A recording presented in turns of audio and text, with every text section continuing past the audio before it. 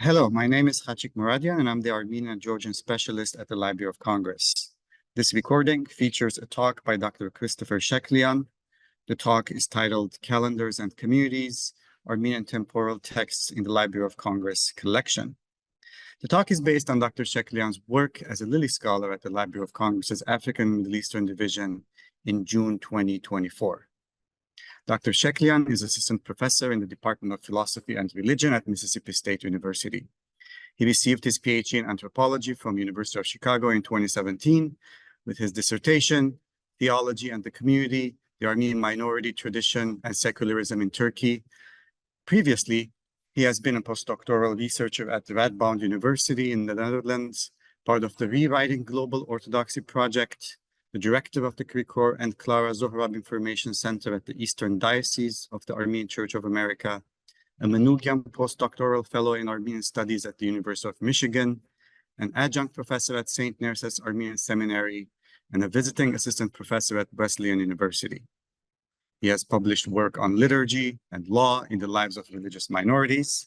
Currently, he is working on a monograph entitled Liturgical Rights, Armenian Minority Presence in Turkey. Dr. Sheklian. Thank you, Khachik.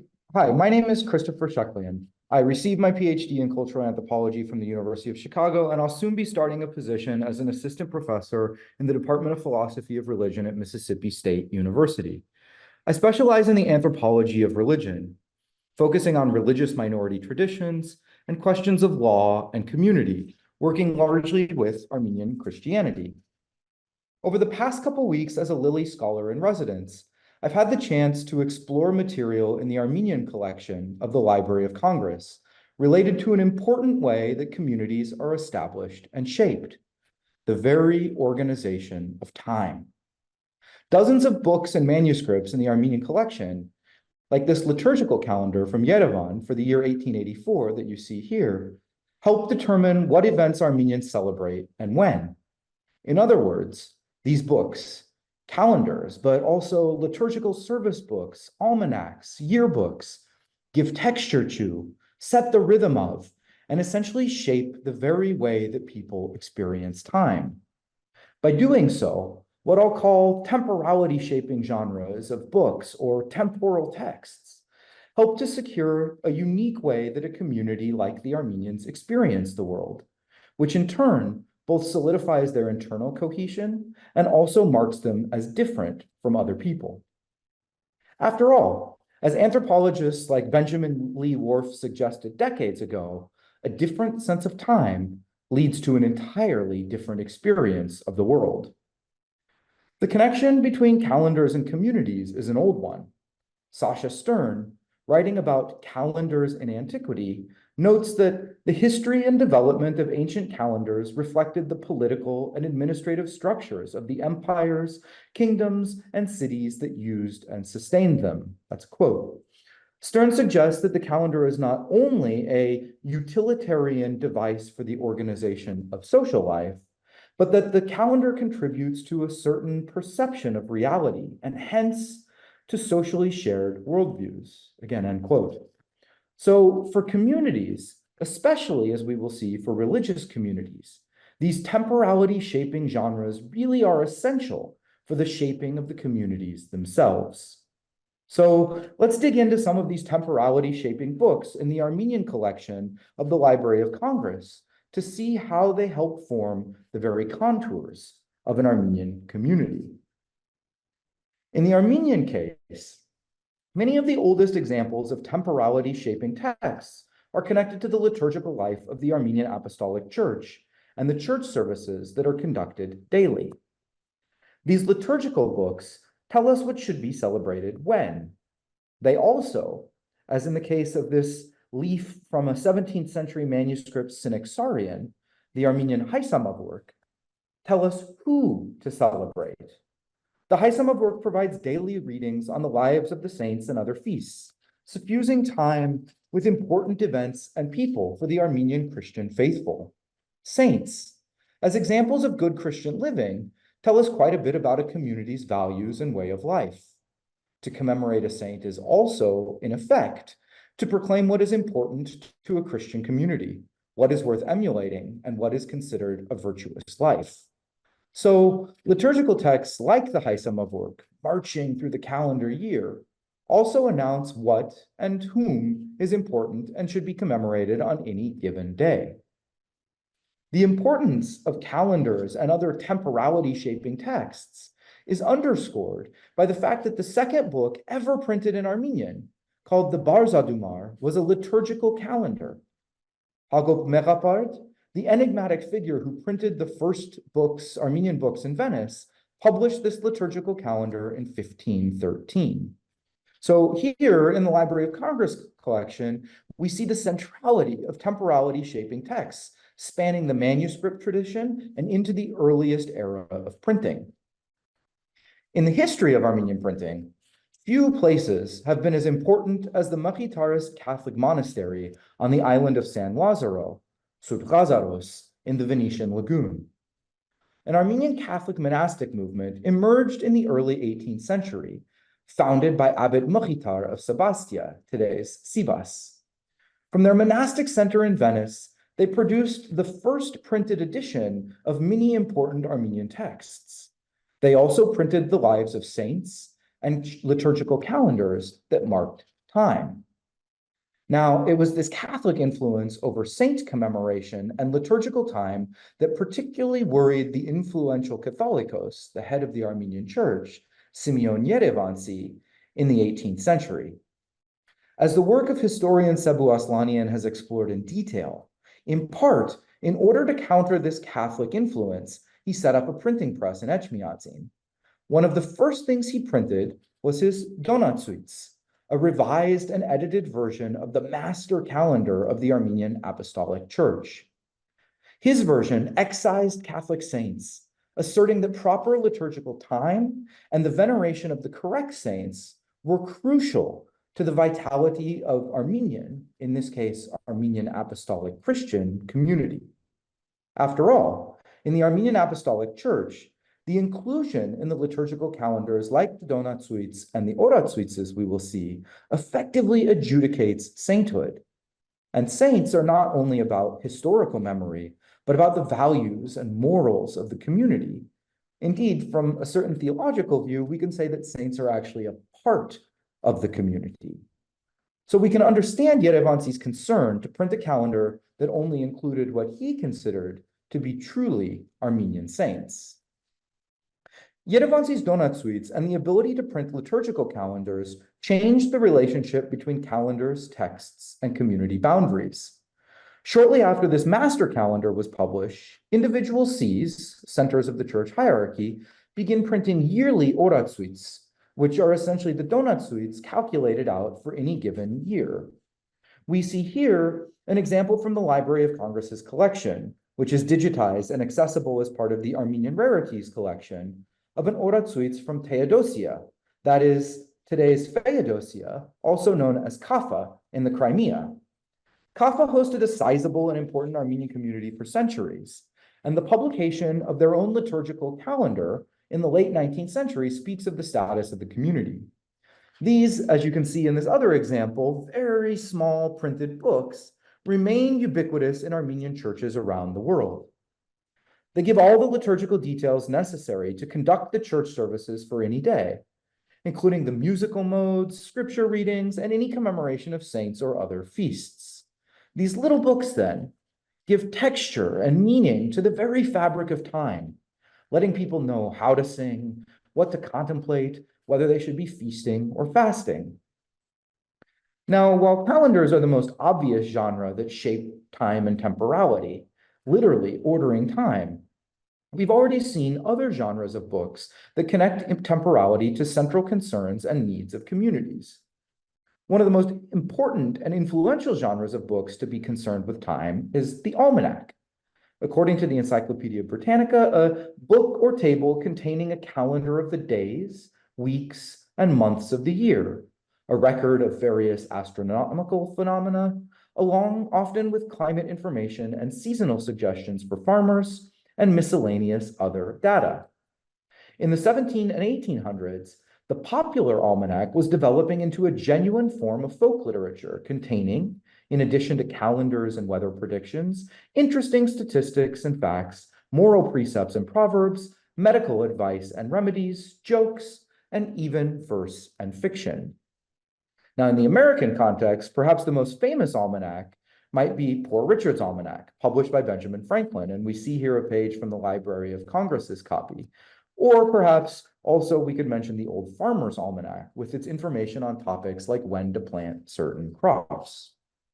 Armenians also took up the almanac genre.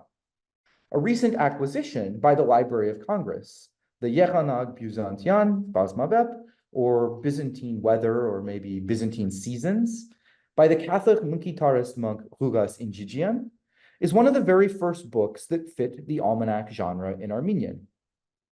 While some of the later Armenian almanacs, we will see, eschew some of the weather and agricultural data common to the genre, the Munkitarist monk Injijian produced a richly illustrated almanac that includes exactly this kind of weather and agricultural information. So for instance, in the list that we see here on August 13th, Injijian writes that these are the days when the Meltem, which is one of the named winds of the Aegean Sea, increases. So he's talking about the winds and the weather here. Now, one of the oldest and continuously produced, though now it's mostly as a bi-monthly magazine, annuals in the Armenian world is the Darekirk of the Surp Purgij Holy Savior's Armenian Hospital in Istanbul, Turkey, one of the most important Armenian foundations and institutions both in the Ottoman era and today. It's annual. In this example from 1900, it was first published in 1883, begins with a liturgical calendar, basically the Oratsuits, which you see on the right, then continues with a list of the days of the year with important events from history or the life of the community that happened on each day. So here on the left, we can see, for instance, on August 18th, that it writes, the foundation of the new building of the Yedikule National Hospital was laid in solemn fashion. And we're going to see this format of lists of days and the events that happen on those days in other annuals. In addition to scientific and historical events, the Surp Purgij Darekirk provides what are essentially annual reports detailing the activities and financial status of important Armenian foundations, vakifs, throughout the Ottoman Empire, of which the Surp Purgij Hospital was one. These reports, keeping the public appraised of the administration of these institutions, also forms a kind of temporality. They give rhythm to community life. We can think today of annual financial events like tax day or regularly scheduled board meetings that demonstrate the connection between the rhythm of experience time and the idea of the overall health of the community. Remarkably, in the 1900 edition of the Surp Purgij Annual, the central importance of calendars and time for the community is recognized through a long section that they write on time and the calendar, which you see here. It begins with a section on the divisions of time. Then it describes different calendars, including the Armenian calendar and the Armenian liturgical year. It includes a final section, from calendar to calendar, explaining how to convert between different calendars and offering examples, almost like a math textbook. In a striking visual representation of this coordination of the calendars used by different groups, the section ends with a set of tables that shows all the days of the year divided by month for both the Julian and Gregorian calendar, which you see here, as well as the Arabic calendars. By focusing on the question of different calendars, especially those used in the Ottoman Empire, the Surp Purgij Annual demonstrates that the divisions and organization of time not only helps a community inhere internally, it also shows that temporality creates divisions between communities that then must be bridged when these communities interact and encounter each other. In the late Ottoman Empire, in the 19th and early 20th centuries, these concerns over temporality, calendars, and community were not limited to the Armenians. Even the title of the first entirely Ottoman Turkish newspaper, the official gazette of the Ottoman Empire, Takvim İvekai, means calendar of events or calendar of affairs. This is what you see on the right. In this case, the organization of the community, in this case, the community is the entire empire, is accomplished through the presentation of events and activities and the Organization of Time. First published in 1831, later issues would also be printed in the different languages spoken throughout the empire, including Armenian. Newspapers, Benedict Anderson has famously argued, helped to create a sense of nationhood precisely by encouraging the sensation that all members of the nation were moving together through homogeneous, empty time. This phrase, coined by the brilliant cultural critic Walter Benjamin, and its use by Anderson has been the subject of innumerable essays.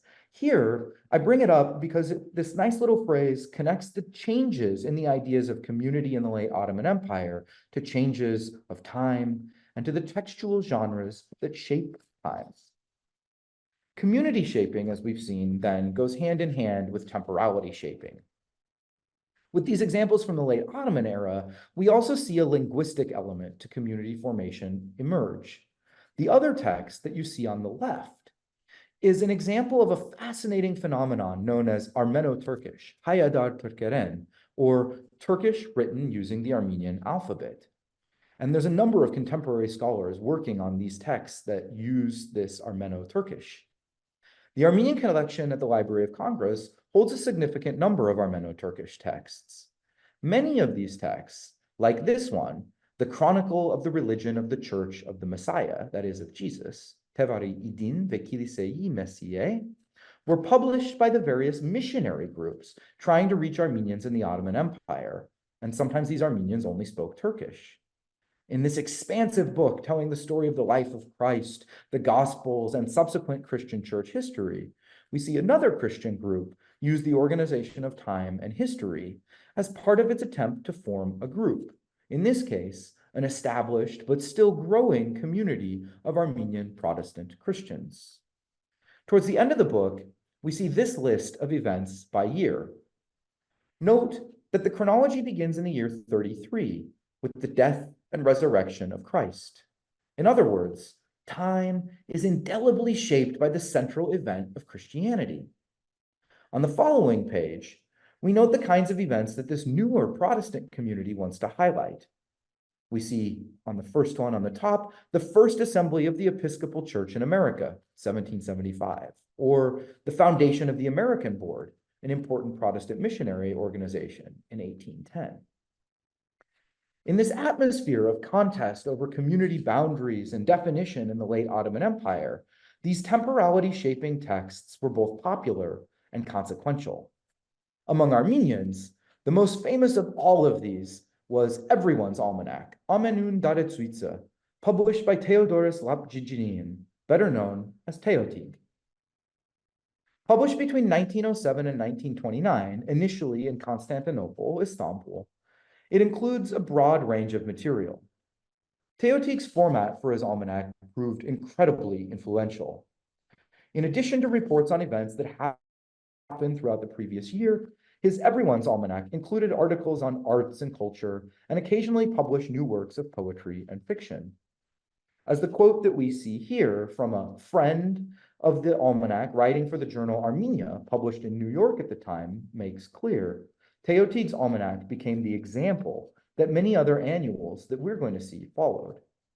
Teotig's almanac remains an invaluable historical and literary source, sometimes giving information about nearly unknown figures, works, and events. This, for instance, is how Vasken Davidian has recently used Teotig as a source for the life of the late Ottoman Armenian painter Simon Hagopian. So, even before the Armenian genocide in 1915, Armenians around the world in dispersion were producing their own calendars and other temporality shaping texts. Here in the middle, we see a couple examples of the Oratsuitses from Crimea and from other parts of the Armenian world. Likewise, the almanac and the annual genre found a home in diaspora as a way of giving information and keeping Armenian communities bound together in dispersion. Sometimes, these books use the specific word almanac, daretsuits, though there is an overlap in the form and content of almanacs and other annuals, such as the Darekirk, a yearbook, or we could translate simply as annual. These almanacs, like the American Armenian Almanac from 1912 that you see the cover on the left, or the 1926 French Armenian Yearbook that you see on the right, shifted their mission after the genocide and adapted to the new circumstances of life in America, Europe, and a post-Ottoman Middle East. In their form and the wide-ranging cultural and artistic articles they publish, we see the clear influence of Teotig. At the same time, they also harken back to the Surpurgic Annual, especially those that list events for each day of the year. These diasporic almanacs attest to the changes both in the composition and the self-understanding of diasporic settlements. The Armenian word kahut is often used in these texts. Over time, and these needs shifted with the monumental catastrophe of the genocide. We see these changes reflected also in the feasts celebrated, the lists of holidays, and the events put in these daily lists. The organization of time again organizes communities, now in the situation of diaspora, which requires a constant negotiation with the country where these migrants, Kakhtagans, live. The introduction to the first American Armenian Almanac from 1912, written by a bishop, Mushek Seropian, who was living in the United States at the time, announces its multiple goals and the tour de force of different material that's found within its pages. It connects the Armenian living in America to the Armenian nation as a whole, while helping them to get to know the country where they live better. A survey of the Armenian communities in America, from Boston to Fresno, comprises a large portion of the annual. Notably, there are important short articles, for instance, on the laws of marriage and the Armenian family in America, and American citizenship that details the naturalization process. At the beginning of the book, as with the Surpurgic Annual, a short list of Armenian and American holidays and historic anniversaries follows a calendar that just gives the dates of each month. And these are the 2 pages that you see here. It's interesting to note that here, these 2 sets of holidays and observances are integrated together, such that Abraham Lincoln's birthday appears right before the commemoration of the Armenian saints Revant the priest and the very important Vartanant saints. Thus, the text brings together the ideals of what it means to be an Armenian in America in the early 20th century, which includes both knowledge of holidays and history, that is, time, and the political and legal landscape of a new country. To live in the new country is also to become accustomed to its rhythms and its way of life. Similar in form, the French Armenian Annual, published in 1926 and 1927, bound together in the copy at the Library of Congress, sits clearly on the other side of the devastation that was the genocide. The introduction obliquely connects the need for an annual with the post-genocide reality of the permanent prospect of a large population of Armenians in France. Beginning, events have thus brought it about that France has become the most important Armenian community, Kaput, in Europe. As with other almanacs and annuals, a large portion of the book is given to contemporary and recent events. The editor announces, "We will combine pure documentary, contemporary topics with the broad strokes of the general Armenian condition, the year's innovations and events, the beneficial with the artistic, and the educational alongside the amusing and recreational." In addition to these contemporary reports of what is happening among French Armenians at the time, much of the book is given over to the earlier history of an Armenian presence in France. That is, the annual grounds the contemporary journalistic accounting of Armenians living in France now through the historical traces of Armenians who had passed through or made France their home in earlier centuries. The annual thus forges an idea of presence through duration, of community through time. As with other annuals, it begins with a calendar, in the 1926 edition arranged like an agenda that one could write things in. This is what you see here. Followed by a list of dates with key feasts and events that we've seen elsewhere. The 1926 version on the left includes movable feast, followed by French holidays, a kind of icon to the fact that to be an Armenian in France is to exist in and through the temporality both of the Armenian Church and the broader French nation. Notably, while the American Armenian Almanac integrates these into one list, the French Armenian Annual keeps them as 2 separate lists of holidays. That said, in the 1927 edition on the right, there's a more extensive calendar listing saints, this one integrating Armenian saints like Vartan with French Catholic and decidedly not Armenian saints like Charlemagne. A final example from Beirut, later in the 1950s, shows the perduring use of the almanac genre and the connection between the organization of time and the organization of community that has been our focus today. The 1952 preface tells us that 1,500 copies of the 1951 edition were sold, demonstrating that the almanac or annual genre continued to be of interest. Notably, in the 1952 edition, a large part of the text introduces readers to important literary figures of the Middle East, mostly writing in Arabic, such as the highly influential writer Taha Hussein that you see on the page shown here. The preface argues that it is only through the reproduction of the thoughts of our neighboring countries that we are better able to get to know their people's thoughts, psychology, experience, and tendencies. The annual, by placing this sentiment alongside its extensive, pages 5 to 100, daily list of events, and this is far bigger than we see in any of the other annuals that make this list of events.